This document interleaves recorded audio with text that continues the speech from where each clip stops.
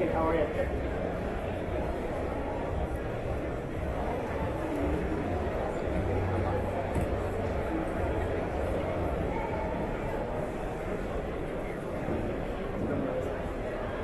guys ready?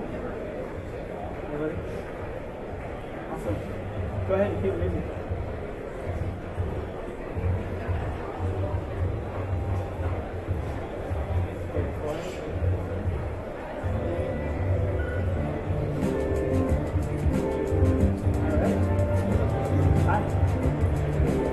Hey judges. Hey everybody. How are you? My name is Dustin and I'm representing Steadfast Coffee out of Nashville, Tennessee. My goal today simply is to tell you about a varietal of coffee that you've probably heard a lot about that comes from a producer in a farm that you probably haven't heard too much about. But the first thing I want to do is I want to tell you my tasting notes. Not to push them out of the way or forget about them, but rather make them the focal point of my whole presentation, as I'm going to be referencing them in my time up here. So, looks like you already got your pens. Let's get started. I know you evaluate the coffee in 4 stages. First being aroma, then hot, then warm, then cold. So let's start with aroma. The aroma is going to present itself like a floral lemongrass, as well as a mellow berry, and a mellow almond. Now next, you'll evaluate the hot. Now with the hot, I love it if you try these coffees 2 ways, both from the cupping spoon as well as the cup. You're going to pick up different nuances between both, and I want to make sure you taste all the flavors. The flavors are going to be strawberry, tart cherry, an overall sweetness, and that long lingering lemongrass.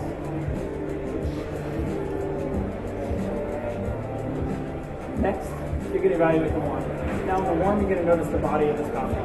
It's going to be kind of oily, better described as very round and very smooth. You'll still have that nice acidity from the strawberries as well as tart cherries. And you're still going to have that long lingering lemongrass and the overall sweetness. But you'll notice a new flavor. That's going to be a mellow ginger. And lastly, you evaluate the cold. Now the cold is not going to change too much. You're still going to have strawberries, those tart cherries, that long lingering lemongrass, and that mellow ginger, as well as that overall sweetness. But that lemongrass is going to become more prominent up front. It's going to be a more dominant flavor. And lastly, their body will change just very slightly. It will become more buttery. So judges, feel free to keep jotting those down as I continue. The coffee I chose for you today comes from Huila, Colombia, specifically Acevedo off the La Granada farm. It's grown at 1,700 meters above sea level and is a wash process pink bourbon. Now pink bourbon has a really fun history in Colombia. If you ask any farmer where they get their pink bourbon, say it comes from another farm and another farm. Even Edgar Mota himself says he gets it from La Granada. Now, Gabriel Castaño is the farmer at La Granada, and he first noticed this coffee due to its distinct color. It's nice and pink, so it gets its name. He also noticed it produces more fruit and it's resistant to coffee rust. So he tried it separately and noticed this coffee is crazy. So he then made a full harvest of it and separated this coffee. And he hands it off to his friend at the farm at Cafe Tio Canega, run by Ivanov Castellanos. Now, Ivanov and his team, they decided to do a wash process on this coffee. But first, they do a 36-hour fermentation, and then they set it out on the drying patios for 20 days and let it dry completely, and then we get our green product. Now, when Ivanov and his team tasted this coffee, they noticed that it was so crazy they had to add it to the name. So they call it Loco Pink Bourbon. Now, from that processing, the fully wash process, you get so much clear flavors, but also great acidity like we see in that strawberry and the crystal clear lemongrass you'll pick up. So now we have that green product. They sent it to us at the roastery, and we know that it's being a dense coffee, naturally a bourbon, but also being grown at a higher elevation, we're going to have to charge that coffee in the roaster with a little more energy behind it. So we charge it at 405 degrees. We get through that drying phase and picking up and building those good acids, but also it goes into the sugar development and the Maillard reaction. It slows down a little there, but we want it to because it's building up even more sweetness, like we'll see in that overall sweetness of the coffee. Lastly, it finishes at 406 degrees, 13-minute roast with a 1 minute and 20-second development post-crack.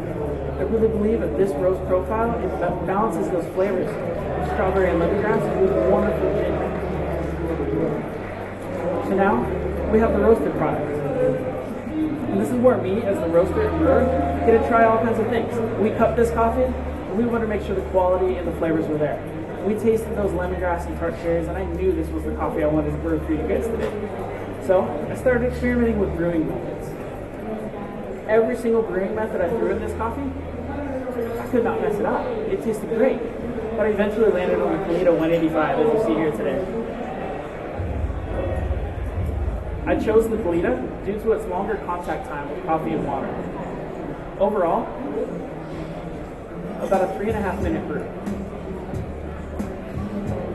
It gives the coffee a little more body, a little more fun flavors like that ginger and lemongrass.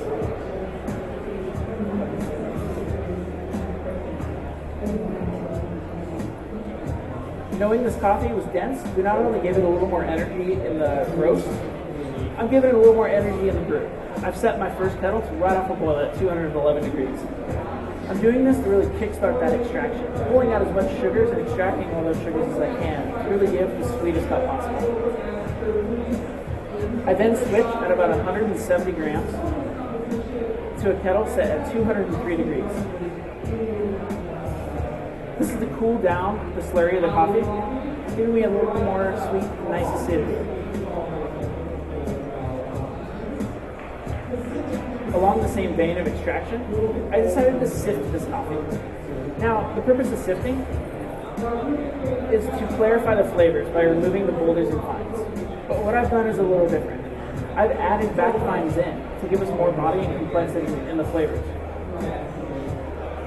resulting in those ginger and lemongrass as well. I'm doing 18 grams of coffee, larger than 1,000 micrometers, and 3 grams of coffee, smaller than 600 micrometers, ultimately resulting in a dose of 21 grams. This 13% fines added back in results in better body, and I still have that wonderful clarity. Lastly, I experimented with my water that I'm using. I originally brewed this coffee with just the natural spring water like we have at our roastery.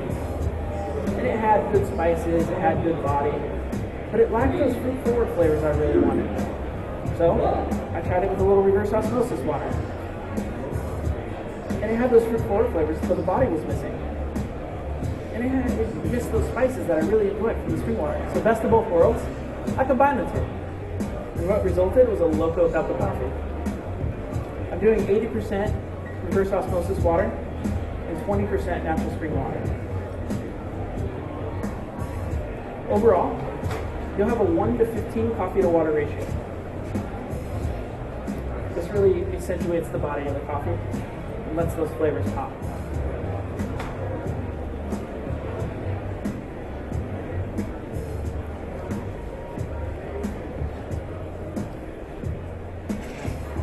As this coffee finishes brewing, let me remind you of those flavor notes we talked about in the beginning and throughout the presentation. You'll have the strawberry, the tart cherry, overall sweetness, and that long lemongrass, as well as that nice ginger, and the body will be oily and then a little buttery later. For evaluation, please remember, off the cupping spoon and hand out of the cup for hot, and whatever you wait for the rest. Thank you. And the aroma, I'll hand the carafe to you. You can evaluate the aroma out of the carafe, and you can pour it into your vessels.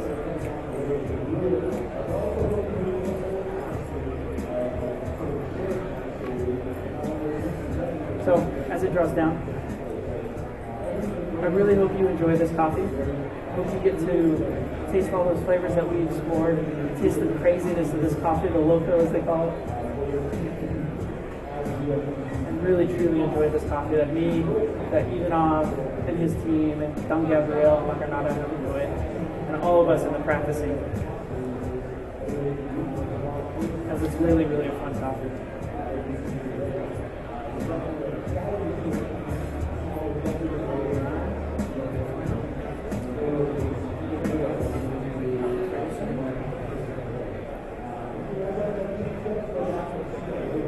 Coffee for you. Thank you, judges. Thank you for your time. Thank you for allowing me to share this local coffee with you. Time. All right, let's give it up for Dustin Thomas from Steadfast Coffee. Dustin, come on, step down here and shake it all out. Felt good. Yeah, that was awesome, man. Congratulations. So you're using Pink Bourbon, Yes. right? Loco Pink Bourbon. Logo Pink Bourbon. That's my producer right there sitting in the back. Nice. He's an out with his wife. Oh, that's wonderful. I actually just met them yesterday for the first time. We went out and had an awesome lunch. Wow. Yeah. What a great connection to have. Right? Your producers Yeah. here, watching you brew that coffee, Yeah. and you just meticulously went over and brewed time after time to like make the best cup. It's been awesome. Yeah, I mean that sounds like a really interesting coffee to me. I mean lemongrass, ginger. Yeah. I mean, you said strawberry. Yeah. It's been wild. That's awesome. Yeah. So you work at Steadfast in Nashville, correct? Yes, that's What's correct. your role there? Mainly director of wholesale, but I do a little roasting and green binding. Okay. Yeah. Nice. Is that how did you discover this coffee? Well, our owner, Sean, actually knows some of the farmers and QC guys down there, so he sent them an email and they sent us coffee. And next thing we knew, this stuff was in our warehouse and we were roasting it. We couldn't wait. That's awesome. Yeah. Have you run into Pink Bourbon anytime before that? I had orange bourbon, but never pink bourbon. And once I tried this, I was like, oh, moly, Loco is pretty accurate. Yeah, That's awesome. So you work at Steadfast Yep. as a wholesale director. How long have you been there? 7 months. Nice. Yeah, so pretty brief. Okay, that's cool. Were you like a barista before that? Yeah, I actually live in Seattle, so it's kind of cool. Oh, no way. I get to come back and brew. And Did you work in a shop up here? I did. I was at Cafe Lager before that. Oh, cool. I did roasting for them. Oh man, Yeah. there's a lot of great people out That's true. That's awesome. Well, are there any other people you'd like to give a shout out? Just Definitely. say thank you to? I have my coaches. One of them's back in Nashville. I got a coach here, Connor, and then I got a whole crew of family here Oh, that's and awesome. friends. And my wife is right there, and then coffee producers, like everybody, all my sponsors, Akaya, Bonavia, Fremont. It's been wonderful. It's been a huge help having these people help me. Well, let's give a big round of applause again for Dustin from Steadfast. Thank you, Dustin. Thank you so much. Great Appreciate meeting it. you. Yeah, take care. And we're going to get our next competitor set up here and get going.